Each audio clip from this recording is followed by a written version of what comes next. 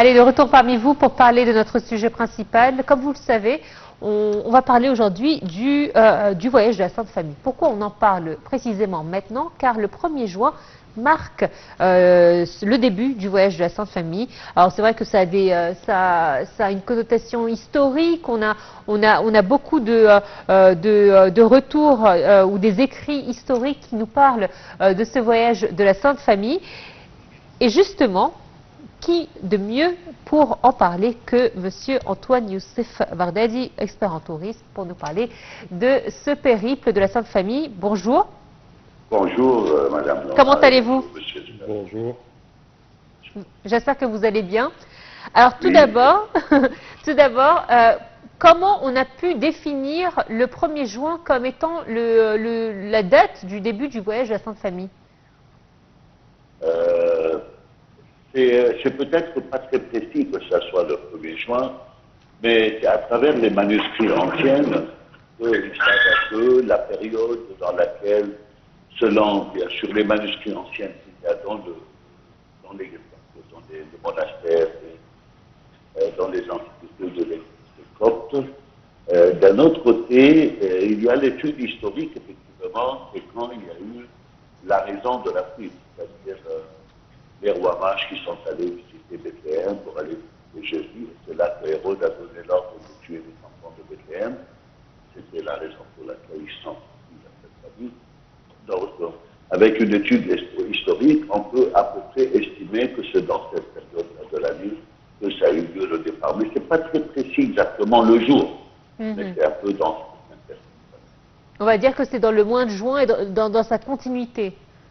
Et voilà, ça sera fin mai, début juin, un peu dans cette oui. Monsieur Antoine, quand on parle également de ce périple, de ce refuge de la famille, de la Sainte Famille en Égypte, on parle de plusieurs, je dirais, phases durant au moins à peu près moins que 4 ans, si je ne me trompe pas. Exactement. Si vous pouvez nous parler de ces phases. En fait, c'est vrai que les évangiles ne disent rien sur la date, sur la période dans laquelle sont restés la Sainte Famille en Égypte, mais c'est d'après les manuscrits égyptiens, de l'Église égyptienne, de tradition.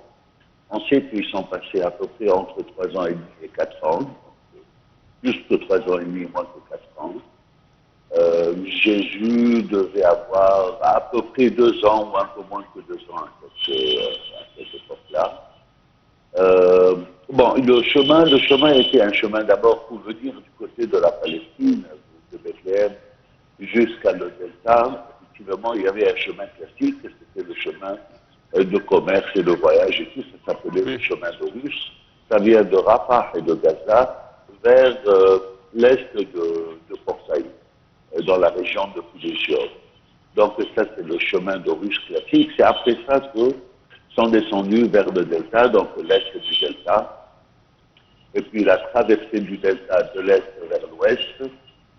Et puis on sait qu'il y a un passage vers la région de Wadi Matroud. Wadi Matroud, c'était une région très connue, hein, c'était des mines de sel, etc. Donc c'était quand même, il y avait des agglomérations, il y avait des habitations. Et puis ils sont descendus de l'ouest de Wadi Matroud vers la pointe du delta au sud, c'est-à-dire le nord du Caire actuel, du côté de Monsorod, côté Matareya, Héliopolis, donc qui a une chance actuellement, et puis jusqu'à où ils arrivent à cette agglomération importante à côté de la forteresse de Babylone, qui est actuellement le quartier de Caire. C'est là qu'il y a le Saint-Serge, la place dans laquelle ils sont cachés. Oui. Il y a plusieurs endroits aussi aux alentours du Caire où ils se sont cachés. Vous savez, c'était une fuite, donc ils se déplaçaient tout le temps. Ils passaient quelques jours là, 2 jours ici, et ainsi de suite. Et puis on sait qu'ils sont allés vers le sud du Caire actuel, donc du côté de Mahadi. C'est là où il y a le port, où ils ont traversé pour aller sur la ouest. Et puis il y a eu ce voyage vers le sud, donc du côté de Ben Suef et puis jusqu'à minier, et puis à Samalou, il y a eu la crise qui est le Jabal Esther actuellement, Oui. Jabal Esther, et c'est là qu'encore ils sont passés dans cette crise en France. Et puis ils ont repassé sur la rive ouest vers une très importante ville, qui est une grande ville historique, c'est Hermopolis, qui est actuellement l'Ashmounine, qui est au sud de Ligné. Et c'est là qu'apparemment, d'après les manuscrits, il y a eu des événements, donc des religions païennes, etc., qui ne s'acceptent pas, bon bref. Et puis ils sont arrivés au plus loin point, qui est exactement au centre de l'Égypte, qui est à Assouf, à Kousseya exactement. C'est là où il y a le monastère Mohammed. Et c'est là que ça a été le plus long séjour. On parle de 6 à 9 mois où ils ont passé dans une maison et qui a été cette maison dans le noyau de ce monastère. Alors, comme vous Et venez puis, et puis bon, dernier 2 mots. Et puis, d'après l'Évangile, il y a eu l'apparition de l'ange Gabriel à Joseph, qui a dit, ça y est, Hérode est mort, tu peux prendre l'enfant et Marie. Et c'est là qu'on pense qu'ils sont passés par la montagne de Ronca à Sioux. Oui. Donc, c'est une grotte sur la montagne, et comme il y avait les crues, apparemment, les inondations. Et sur ce, ça a été le chemin du retour, pas presque les mêmes points. Allez-y. Ah, très bien, comme vous l'avez très bien mentionné, effectivement, il y a énormément de sites qui sont recensés comme faisant partie du chemin emprunté par la Sainte Famille. On en compte environ une quarantaine qui ont été vraiment recensés, enregistrés et confirmés, on va dire. Il y a énormément d'étapes importantes. Parmi elles, et on trouve Montareya, près de l'aéroport du Caire, où la Sainte Famille aurait été abritée par un sycomore, alors que les sbires d'Hérode étaient sur le point de les rattraper. Oui, il y a plein d'histoires, bien sûr, donc dans les anciens domaines, les anciens manuscrits, il y a plein d'histoires, effectivement, qui décrivent des détails. L'histoire, effectivement, de ce qui est reconnu aujourd'hui par l'arbre de Marie à Montaveria, ce sycomore dans lequel ils se sont cachés.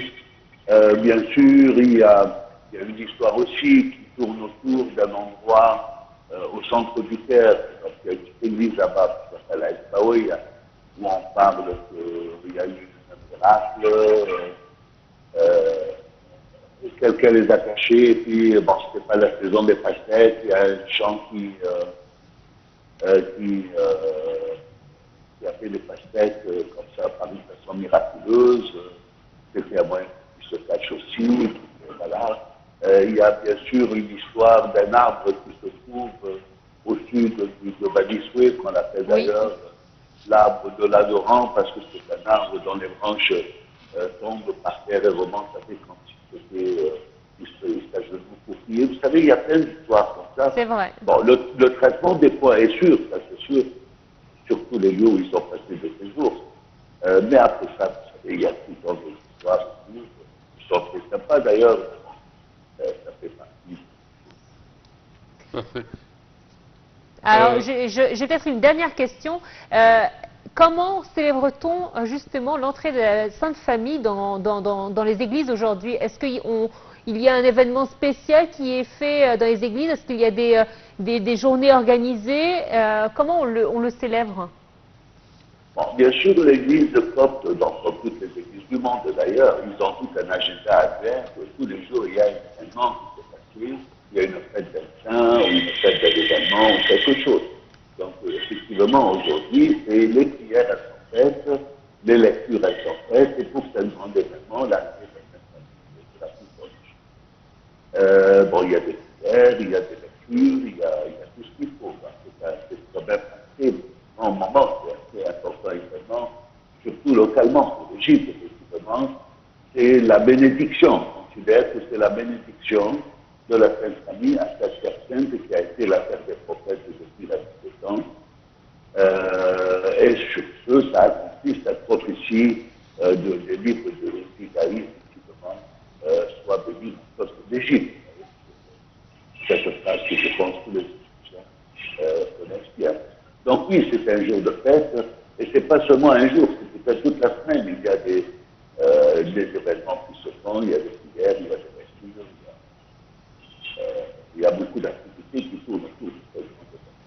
Eh bien, nous aussi, sur Naïve TV International, nous serons en couverture spéciale durant cette semaine pour parler de ce périple de la Sainte Famille. Monsieur Antoine Youssef Bourdadi, merci à vous d'avoir été des nôtres ce matin. Je rappelle que vous êtes expert en tourisme. Nous poursuivons avec le même sujet. Même sujet, oui. Chers téléspectateurs, en Égypte, ces dernières années, le gouvernement a investi massivement dans la restauration des lieux et des stations de saints chrétiens, musulmans et juifs. L'ancienne mosquée Nabi Daniel à Alexandrie